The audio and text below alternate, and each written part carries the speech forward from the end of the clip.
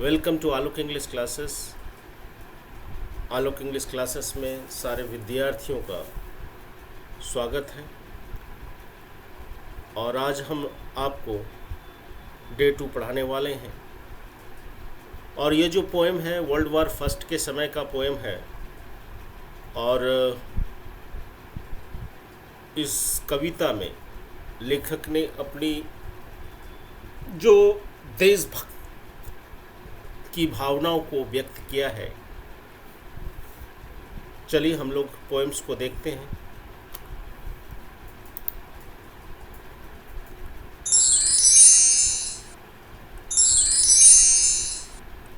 देखिए यहाँ पे if I should die think only this of me, that there's some corner of a foreign field that is forever England। लेखक यहाँ बोलना चाह रहे हैं कि अगर यदि मैं युद्ध में मारा जाऊं तो मेरे बारे में सिर्फ इतना सोचना कि that there's some corner of a foreign field, जहाँ विदेश की धरती में जो जिस ज़मीन पर या जिस विदेश की धरती पर मैं मारा जाऊं, वह सरजमीन जो होगा वह इंग्लैंड का होगा। लेखक यहाँ बोलना चाह रहे हैं अगर मैं मर जाऊं, अगर मैं युद्ध में मारा जाऊं या मर जाऊं तो मेरे बारे में सिर्फ इतना सोचना कि जिस ज़मीन पर मैं मौत को प्राप्त हूँ, जिस ज़मीन पर मैं शहीद हूँ, वह जो ज़मीन जो है हमेशा हमेशा के लिए जो क्या हो जाएगा, वह इंग्लैंड का हो जाएगा। लेखक ये बोलना चाह रहे हैं। सपोज करो कि यहाँ पे कि ये ज़मीन है, यहाँ पे जो कोई व्यक्ति जो है, सपोज करो यहाँ पे कोई व्यक्ति है, मृत है, और जिस जगह पे वो लेटा हुआ है, इस जगह पे लेटा हुआ है, तो इतना सारा जो ज़मीन जो होगा वह इंग्लैंड का होगा। वो जो एरिया जो होगा वह इंग्लैंड का हो जाएगा हमेशा हमेशा के लिए। और यहाँ पे लेखक ये बोल रहे हैं there shall be in that rich earth a richer dust conceal, there shall be in that rich earth a richer dust conceal. और वह जो मिट्टी है, और भी ज़्यादा वो कीमती हो जाएगी यदि मुझे वहाँ पर दफनाया जाएगा।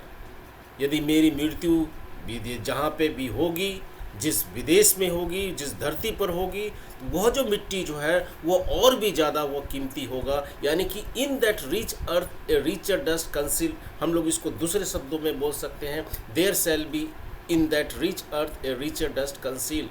तो वो समृद्ध धरती पे एक समृद्ध धरती पर एक समृद्ध देश का जो जवान जो है वो मिलकर उस देश को और भी ज़्यादा समृद्ध कर देगा। बहुत इम्पोर्टेंट भावुक लाइंस है। ए डस्ट होम इंग्लैंड बोर, एक कण को, यहाँ पे डस्ट या मिट्टी है, यहाँ पे शरीर से रिलेटेड है। ए डस्ट एक ऐसा शरीर जिसको कि इंग्लैंड ने जन्म दिया, इंग्लैंड में जिसका जन्म हुआ, एक डस्ट एक मिट्टी जिसने जो है जिसको कि इंग्लैंड ने जन्म दिया, सेप्ट आकार दिया, मेड अवेयर और उसे जागृत किया, गेव वंस हर फ्लावर और उसे जो है फूल दिए, किस चीज करने के लिए, प्यार करने के लिए उसे जो है फूल दिए, हर वेज टू रोम चलने फिरने सिखाया उसे। वो इंग्लैंड को कैसे भूल सकता है। लेखक इंग्लैंड के बारे में बोलता है। A body of England's breathing English airs, England का जो शरीर है, इंग्लैंड का जो ब्रदी है, वो अंग्रेजी सांस इंग्लैंड की सांस ले रहा है, इंग्लिश एयर की सांस ले रहा है, उसकी जो है सांस इंग्लैंड की ले रहा है। यहाँ पे कहने का मतलब है यदि मैं मारा जाऊं तो मेरे बारे में सिर्फ इतना ही सोचना कि जहाँ पे भी मारा जाऊं, जिस विदेश की धरती पर भी मैं मारा जाऊं, वो जो धरती होगा वो इंग्लैंड का हमेशा हमेशा के लिए हो जाएगा। और जो एक समृद्ध देश का जो एक समृद्ध देश है और उसके समृद्ध देश का जो बॉडी यदि उस देश में मिल जाएगा, वहाँ पे उससे दफन हो जाएगा, तो वह शरीर, वह जो मिट्टी जो है और भी ज़्यादा कीमती हो जाएगा। कहने का मतलब है कि अगर वह जो मिट्टी है और भी ज़्यादा कीमती हो जाएगी यदि मुझे वहाँ पर जो है दफनाया जाएगा। एक शरीर, एक डस्ट जिसको कि इंग्लैंड ने बनाया है, इंग्लैंड ने पैदा किया है, उसे आकार दिया है, उसे जागृत किया है, उसे अवेयर किया है, उसे फूल दिए हैं प्यार करने के लिए, फूलों से चलना फिरना सिखाया है। A body of England breathing English year, और इंग्लैंड का जो बॉडी है, इंग्लैंड का जो वो शरीर है, वो ब्रीदिंग इंग्लिश हवा में, इंग्लैंड के शरीर में उसने हवा सांसें ली है। इंग्लैंड का जो शरीर है वो इंग्लैंड की सांस लेता है, हवा में लेती है। Vast by the rivers, blessed by the suns of home, और वो जो है नदियों में जो है, नदियों में स्नान करके वो पवित्र हो गया है। Vast by the rivers blessed, नदियों में स्नान करके वो पवित्र हुआ, बाय सन्स ऑफ होम, और उसे सूर्य ने उसे आशीर्वाद दिए हैं।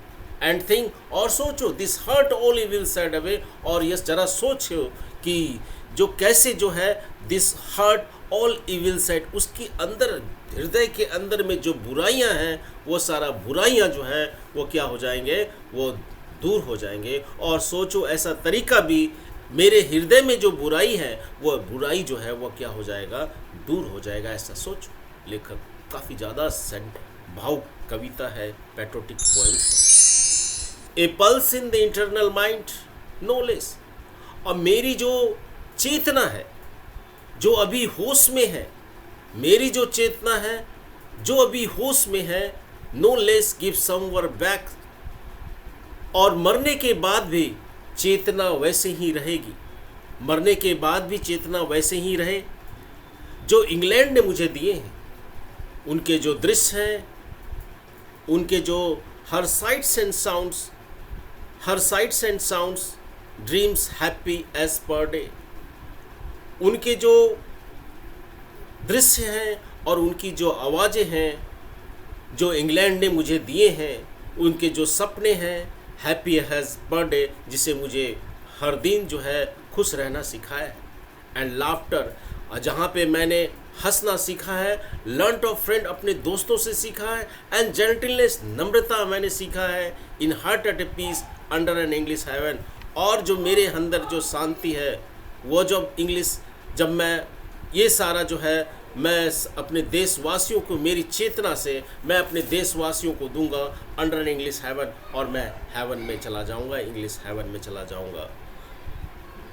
तो थैंक यू मुझे वॉच करने के लिए, मेरा वीडियो इसको देखने के लिए। यदि मेरा वीडियोस अच्छा लगेगा तो लाइक और सब्सक्राइब ज़रूर कीजिएगा। Thank you students.